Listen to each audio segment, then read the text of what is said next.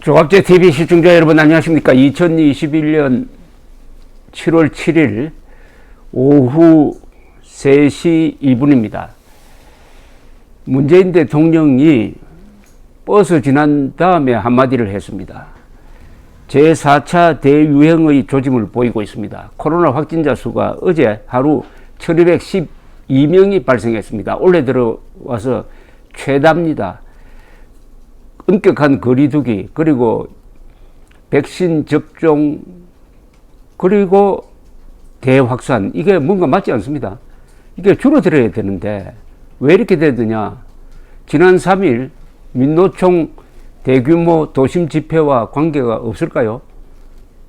그것은 문재인 대통령이 잘 알 겁니다. 문재인 대통령이 작년 8.15 집회를 앞두고 특별 성명을 내고 그 이후에도 8.15 광화문 집회가 재확산의 원흉이라고 그래가지고 거기에 나갔던 집회 참여자들의 휴대전화를 추적을 해가지고 검사 받으라고 하고 검사 받지 않으면은 처벌한다고 겁주던 그 상황과 민노총 불법 집회에 대한 온건한 눈감기식, 이게 너무나 대조적입니다.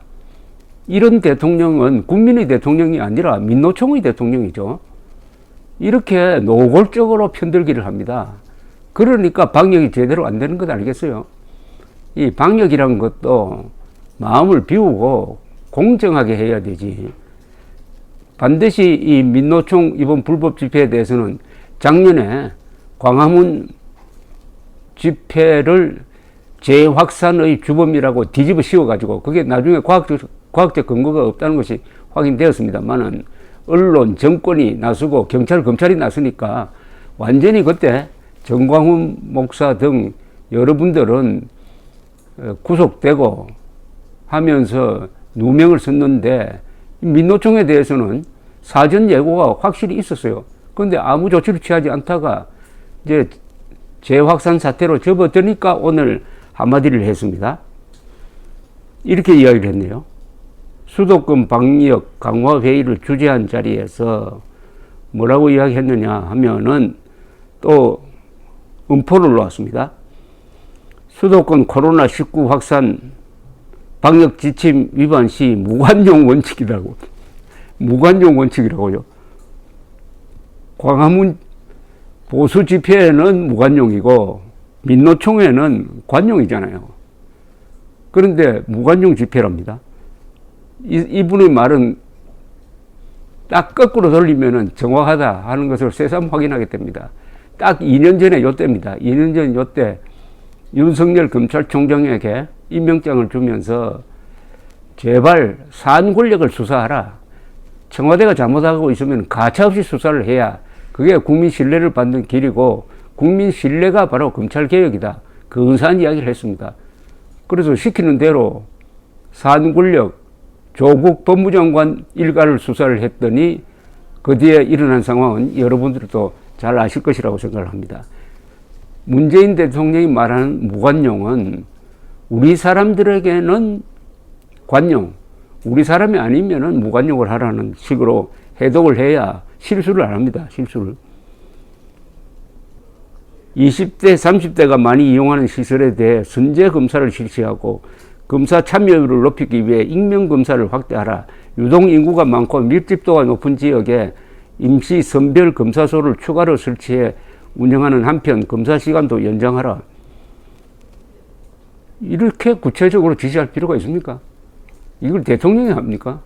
밑에서 알아서 다 하고 있는데. 문 대통령은 이와 함께 방역 지침 1차 위반 시 기존 경고에서 운영 중단 10일로 강화하는 감염병 예방법 시행규칙이 8일부터 시행되는 만큼 방역 지침을 위반하면 무관용 원칙을 적용하라고 역설했다고 했습니다. 언론이 역설했다고 했는데 뭐 역설할 게 뭐가 있습니까? 수준대로 읽으면 그만인데. 자, 이제 국민들도 이제 따져볼 일이 있습니다. 우리 국민들처럼 정부의 방역 시책에 적극적으로 협조하는 나라는 세계에서 없습니다. 특히 사생활까지 다 노출시키는 휴대전화 감찰, 휴대전화 번호 정보 제공에 대해서 어느 사람도 이의를 달지 않고 이렇게 협력을 해왔습니다. 그런데 정부가 해야 될 일이 뭐였습니까? 백신 확보였잖아요. 백신을 세계에서 가장 늦게 확보해가지고 지금 백신 접종률도 그나마 최근에 와서 좀 그 빛을 올리고 있습니다만은 이게 결국 재확산의 허점을 제공한 거죠. 허점. 그 다음에 아까 말씀드렸던 이 아주 편파적 방역 정책. 이런 게 곁들여가지고 이런 제4차 대유행으로 가는데 이제 문재인 대통령이 초조하게는 되었습니다. 왜냐하면 문재인 지지율 40%가 대부분 어디서 나오고 있느냐 하면은 코로나 방역 잘한다 라고 생각하는 사람이 문재인 지지 국정 잘한다의 40%를 유지시켜주고 있습니다. 이게 무너져 버리면은 문재인 지지율뿐만 아니라 민주당의 지지율도 떨어지고 내년 3월 9일 선거에서 망한다 하는 위기감을 가지고 있을 것으로 보이는데 그 위기감 속에서도 민노총 집회만은 우리 편이니까 해가지고 이렇게 방치하다가 이게 결국은 이번 대유행의 원인이 아니냐 하는 의심을 자초하게 되었습니다. 완전히 이건 자업자득입니다. 방역까지도 편파적으로 하고 방역까지도 내 편, 상대편 가리면은 그게 되겠습니까? 바이러스가 문재인 대통령 정책에 협조를 해주겠습니까? 그슬로 올라가면은 우리는 코로나 방역을 조기에 막을 수 있는 지정학적 조건을 갖고 있었습니다. 사실 대한민국은 이게 섬입니다. 38 휴전선으로 북한과 막혀 있고 삼면이 바다니까 섬이니까 조기에 차단했으면 얼마든지 막을 수가 있었습니다. 즉 중국으로부터의 입국자를 차단했으면은 지금 우리는 대만 수준으로 이걸 관리할 수가 있었습니다. 그것도 하지 않았습니다. 왜냐? 상대가 중국이니까 그렇게 한 것 아닙니까? 중국으로부터 날라오는 미세먼지에 대해서도 불평 한마디 하지 않고 그 습성이 중국으로부터 오는 바이러스에 대해서도 큰 소리 치지 않는 이런 것과 이런 코로나 대유행 방역 실패는 반드시 관계가 있습니다. 이것은 모든 문재인 정권의 모든 정책과 판단은 문재인 대통령이 가지고 있는 친북 또는 종북 노예 근성적인 생각, 그리고 중국에 대한 사대주의적 근성, 그리고 일본에 대해서는 반일 종족주의에 가까운 정오감, 미국에 대해서는 배은망덕하는 거, 이게 다 합쳐가지고 그게 국가 정책으로 나오니까 지금 하루 1212명이 신규 확진자가 발생해가지고 제4차 유행으로 간다. 그동안 협조해준 국민들로서는 이런 배신감이 어디 있습니까? 이런 배신이 어디 있느냐 이겁니다. 이런 배신이. 작년 8.15 집회를 다시 생각한다면 그때는 비가 억수같이 쏟아졌습니다. 또 거기에 나온 사람들이 전부 다 마스크를 끼고 있었습니다. 그러면은 야외에서 잘 전염이 안 되는 거죠.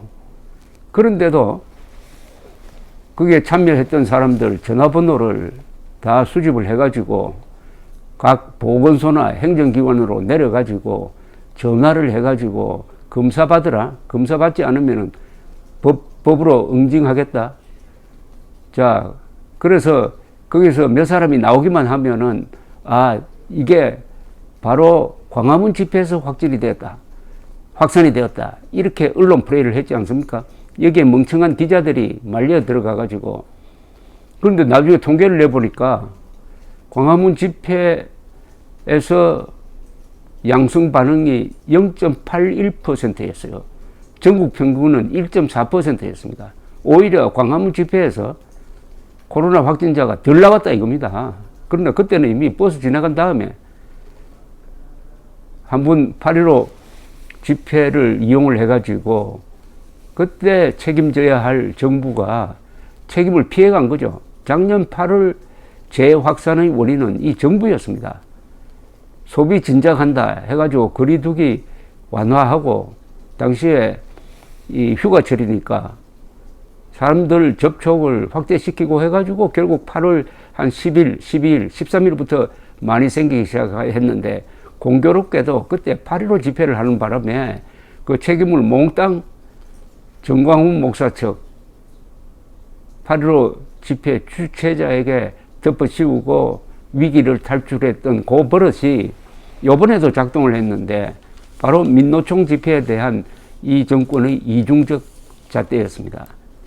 그러나 이번에는 변명이 안 통하겠죠. 변명하려야 이제 할 수가 없습니다. 왜 백신 접종이 왜 이렇게 늦느냐. 그동안 우리가 이렇게 협조해 줬는데 이게 뭐냐. 또 더 강화하라. 그러면 통금을 할 건지.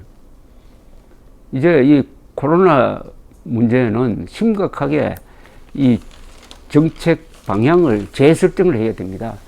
지금까지 정치 방역을 해왔습니다. 요 코로나 사태를 이용을 해가지고 어떻게 하면 정권 유지하고 선거에 이길 수 있느냐. 그런 꾀를 내는 과정에서 아마 코로나가 계속 유지되는 게 오히려 정권 유지에도 쉬운 거 아니냐. 코로나를 빙자해가지고 퍼주기 복지도 할 수 있고 하니까 더구나 작년 4.15 총선에서 한번 성공했으니까 3월 9일 대선에서도 코로나를 가지고 한번 이겨보겠다는 생각을 많이 하고 있는데 그렇다면 민노총 집회에 대해서 눈을 감아야 될 이유가 있었겠죠. 왜 민노총 불법 집회에 대해서는 이렇게 온건하게 하고 버스 다 지나고 나서 오늘 갑자기 왜 이렇게 험악한 얼굴로 국민들을 대하고 있는지 그건 여러분들이 알아서 판단하시고 이 모든 것을 내년 3월 9일 표로서 결산해야 합니다. 감사합니다.